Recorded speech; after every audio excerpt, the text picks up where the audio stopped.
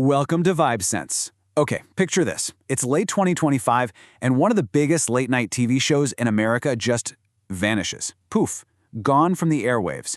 And no, it's not some technical problem. It's a deliberate choice made right after a massive political firestorm erupted, kicking off this huge national debate about free speech, power, and who really controls what we see on TV.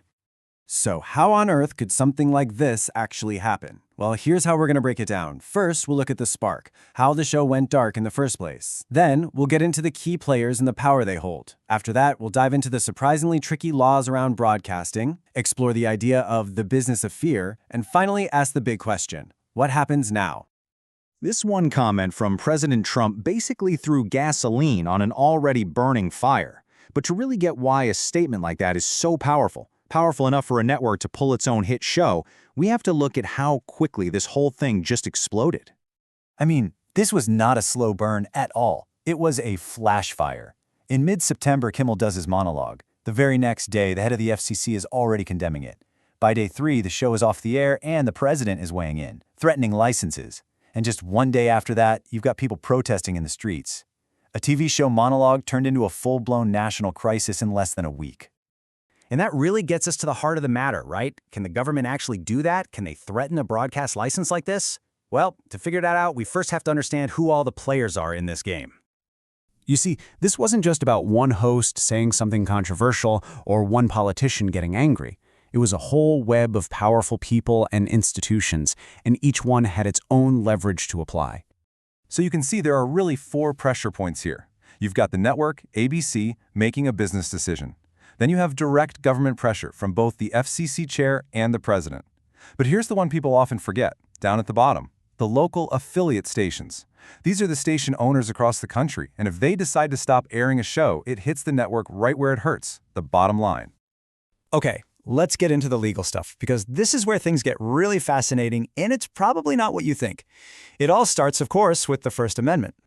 So that's the baseline, right? The government can't just censor you because they don't agree with you. But, and this is a really, really big but, that rule works a little differently when you're talking about the public airways used by TV and radio. The best way to think about it is like this. The airwaves are kind of like a public park. You have free speech in the park, for sure, but the government can still make some basic rules about how you use that public space. For TV and radio stations, that big rule is that they have to operate in the public interest. And that vague little phrase is where all the fighting happens. And you know, this idea of regulating content isn't new. For decades, we had something called the Fairness Doctrine, which basically forced broadcasters to show both sides of controversial issues. Now, it's not law anymore, but its history proves there's a precedent for this kind of thing, and that's the history that regulators can point to today. So here's the real kicker. You don't actually have to go through the whole legal process of revoking a license to get what you want. A lot of the time, just the threat of doing it is more than enough. And here's why that threat has so much bite. Think about ABC's parent company, Disney.